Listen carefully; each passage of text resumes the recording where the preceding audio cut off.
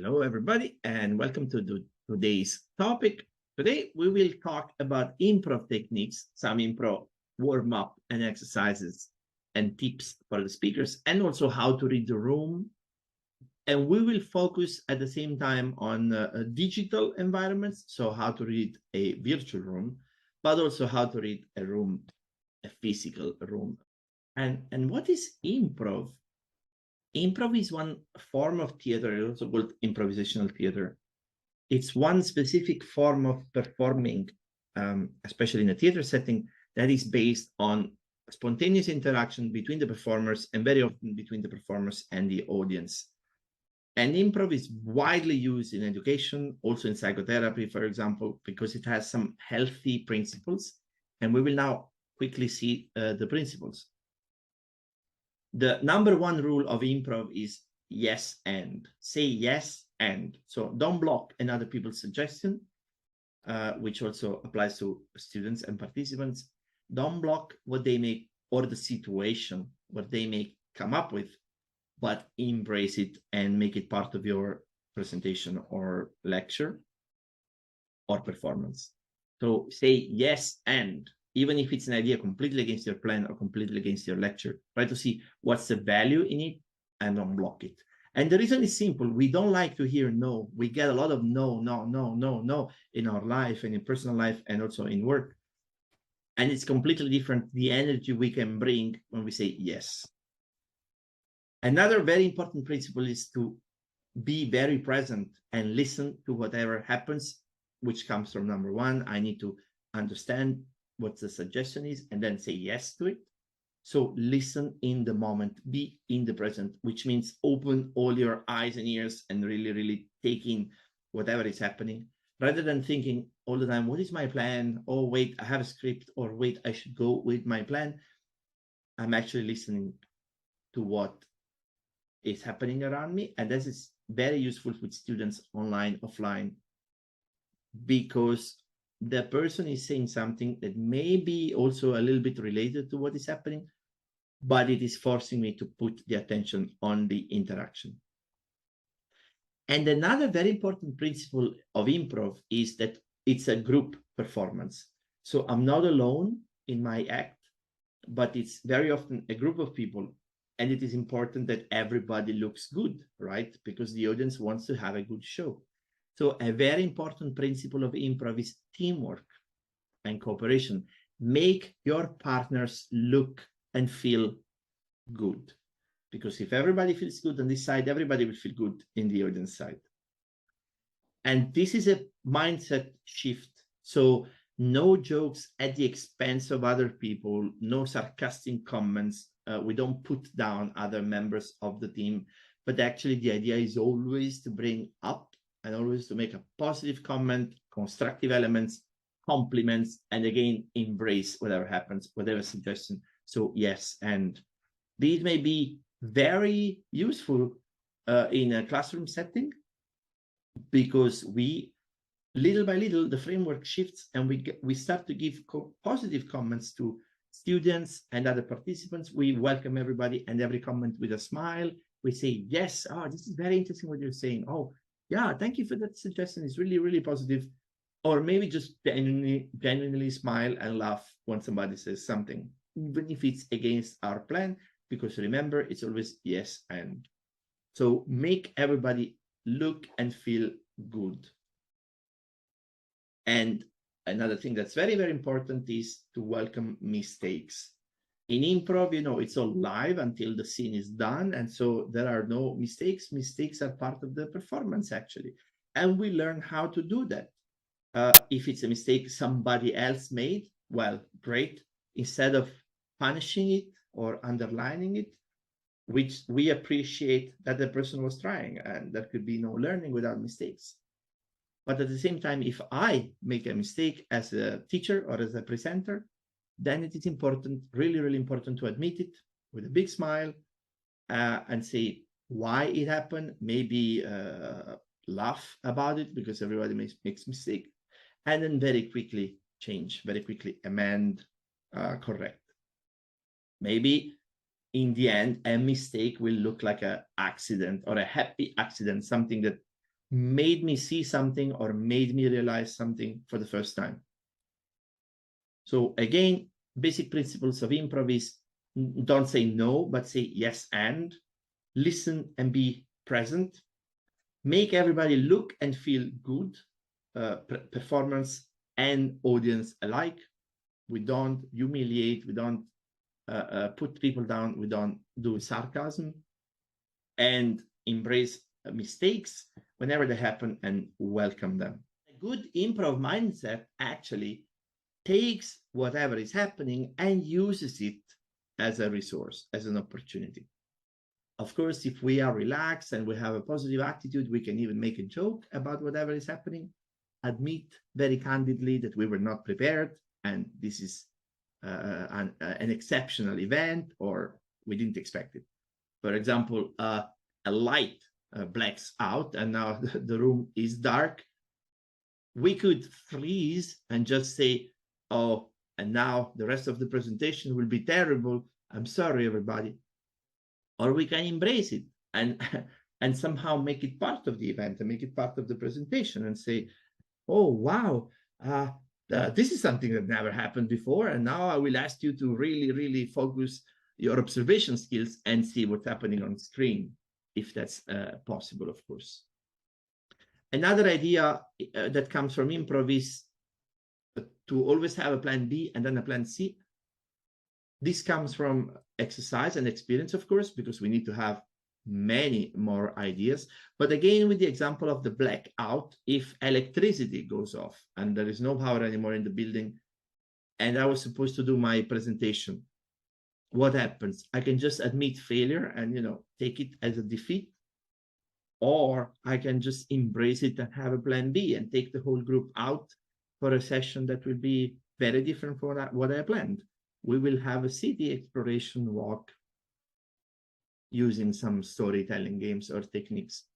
And maybe it's raining or maybe it's a sunny day outside. But again, it's not in my control as a speaker. So I could just as well embrace what happens.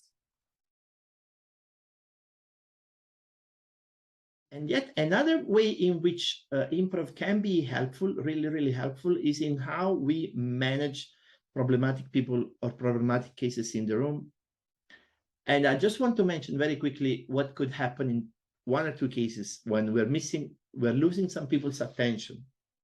And that may be because people are distracted, and this happens online and offline a lot. So the solution for that would be to keep things moving, to bring more engagement, more interaction, and more interactive activities. But what happens when somebody is bored and you can see that you're not managing to reach those people? Maybe because they know a lot, they already know the content, they think the activities you're offering are boring. I think a good solution, again, coming from performative arts and improv in particular, is to engage those people directly. If they think they already know all the content, then maybe the best way to engage them would be to ask them questions. So what do you think? What would you like to add from your experience? And I want to bring all the principles of improv back in. Make them feel and look good, also in the eyes of the rest of the group, students or participants.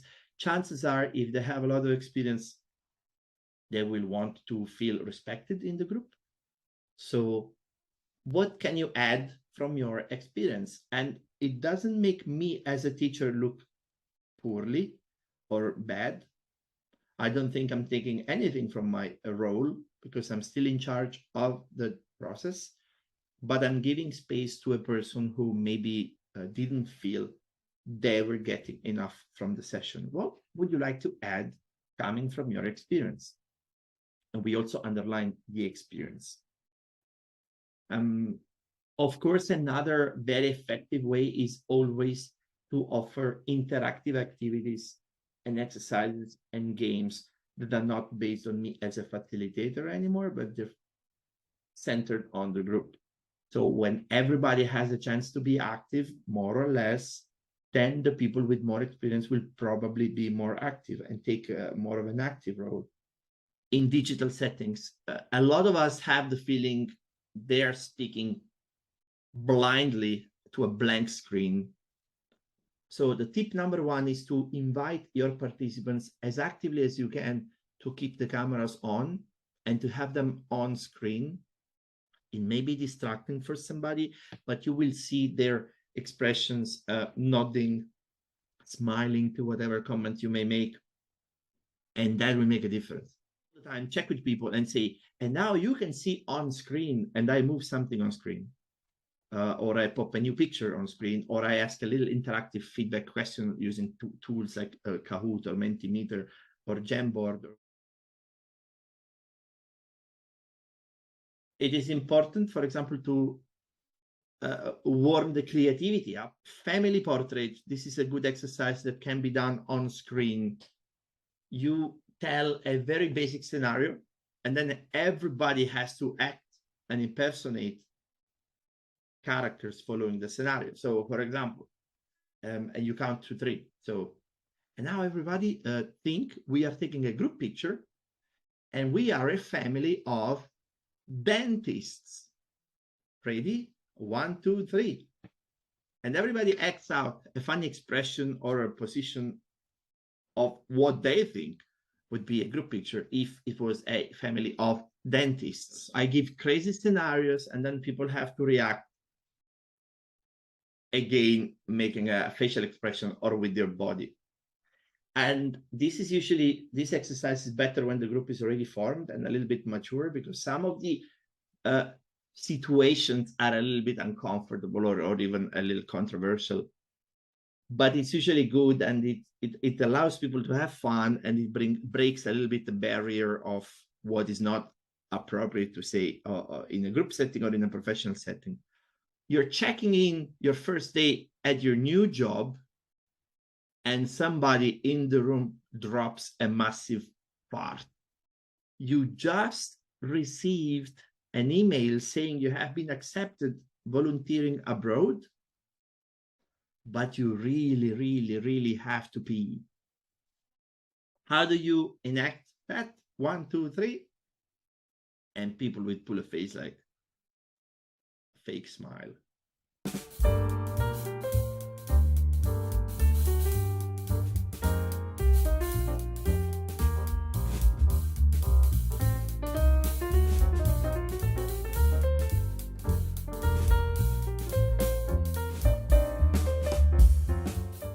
You have to cater for all of them, like from the real show-off types, the ones that want to tell you everything that they know about the language, to the hyper-introverted girl who's terrified of speaking. Like, you need to make sure that everybody's in this comfortable vibe. And another way of doing that for me, I think, is just to give them time to talk to each other. This is where I think teaching and comedy completely diverge, right? Because comedy, you are the focal point of the attention. When you're a teacher, you're more like the MC at the gig, right? You set the tone, right? You can be funny, you can do everything like that, but you have to hand it on to other people. And so with your students, they have relationships with each other that they need to build. So they need to talk to each other, get to know each other. And they also need to work with people that they don't particularly like. So it's important to move the groups around and just kind of monitor. So nobody really sort of goes over the line, but everybody feels comfortable. You really have to read your audience, and you have to be adaptable to your audience. I think this is one of the biggest problems that people, I think both comedy and teaching don't seem to get, right? They seem to think, right, this is who I am, and I'm just going to throw this at you, and you have to deal with it. And while that works if you're charming as hell, but if you're not, it just doesn't, right? So for example, your comedy is a little bit near the knuckle, like you're talking about feminism, and half of the audience has got their arms folded, they're looking at you like they want to hurt you and all of that kind of stuff. Your job is then to win those people back over. And it's exactly the same in your class. Your job is to kind of like show who you are, so there's an authenticity there, and then kind of have those people accept you, right? And like you, because if they like you and if they feel comfortable, then they learn stuff, right? And they feel free to express themselves as well. A student cracks like a pedophile joke or something like that, there are two ways I could respond to that. Number one, I could turn around to him and tell him, look, that's really unacceptable, that's a terrible thing, right? And that's going to embarrass that student in front of the entire class. The other approach that I could take is like, I kind of look at them slightly quizzically and go, okay, edgy boy, okay, and just kind of leave it at that. That way, you're not really, it's not exactly making enemies, but you're not really kind of coming down on anyone hard. You don't want to embarrass them. Like your group is exactly that. It's like your little army unit, right? You want everybody to be functioning at their best, right? So if you start shutting people down for things that you find unacceptable, they're going to see you as an antagonist. Like they're going to see you as an enemy. If it gets too out of hand, then I would speak to that person like individually, one-on-one, just after the class. I'd come behind and go, wait, look, I appreciate edgy humor, but not everyone does. It's going to disturb the class, and I don't want you to do that so much. Well, the first thing to do is really to think about why it didn't land. And again, with English, it could be many, many reasons, right? So for example, let's look at the level, right? B1s do not get sarcasm. They do not get jokes. Their progress in the language is not there yet. B2 upwards, yeah, you can be funny with them. They kind of get stuff. C1s, be as sarcastic as you like. They dig it, they get it, right? But when it comes to levels, really, you have to bear that in mind where they are. As to winning them back over, the process I would take is like, first of all, I would kind of go, okay, that didn't land well. Maybe I'll give them a little task, set them off on something, and then I'll think about who it didn't land with. And then I'll start building bridges with that person, like in a different way. Like, so for example, I'll just get up and talk to them, or like while they're doing their work, I'll check on them, make sure that they're okay, right? So it's important for them to know that even if you didn't like my joke or you don't particularly like me, I'm still going to check that you're okay. I'm still going to look after you. I'm still going to do my job. And I think that that's a big thing into winning people around as well, right? And also being fair. And if you say something that offends somebody, there are two things. You can either dig down and start like arguing, and what will happen there is you'll split the class, right? Some of the class will be in your side. Some of them will think, why is this old guy so thirsty, right? Why does he care? And the other class will be like, no, he's horrible. What he's doing is causing an atmosphere in the class. So you never double down. You always kind of find a way to reach that person, to let them know that you're a human, and sometimes maybe you do say silly things, but at the end of the day, you can still like maintain a relationship. You can still be friends.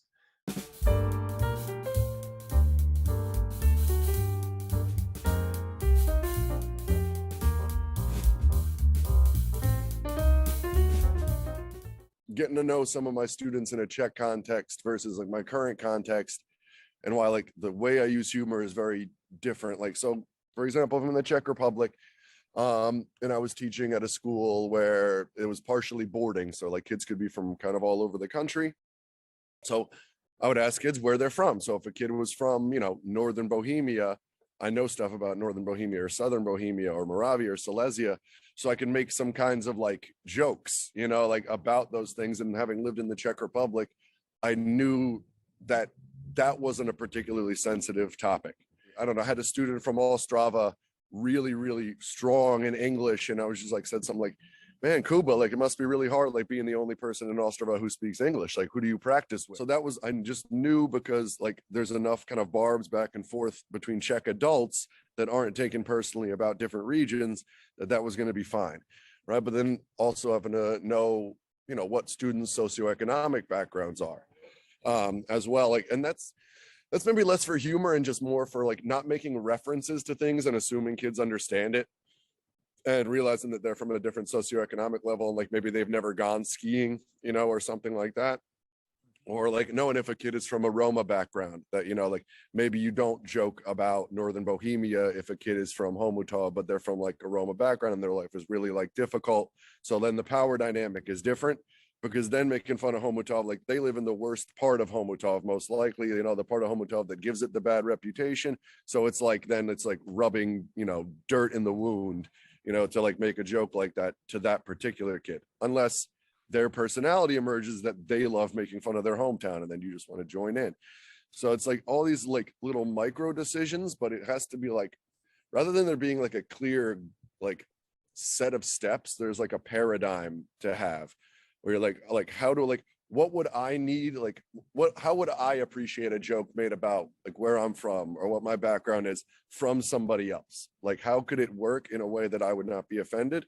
And I think the difference usually is when like it's coming from a place of like, if not love, at least appreciation. Like, kind of getting back to what I said before, like if you really have to know something about that culture or that place to make the joke, that's when it becomes a little better, because it's not just based off some really surface level stereotype, but something that a person would only know if they had really spent some time understanding that place. That's where like the personal relationships tie in as well. But now, like in my current job, I have a much more diverse student body. So many Hispanic students, but within that category, there's many subcategories. Many West African students, as well as Caribbean students, African American students, South Asian students.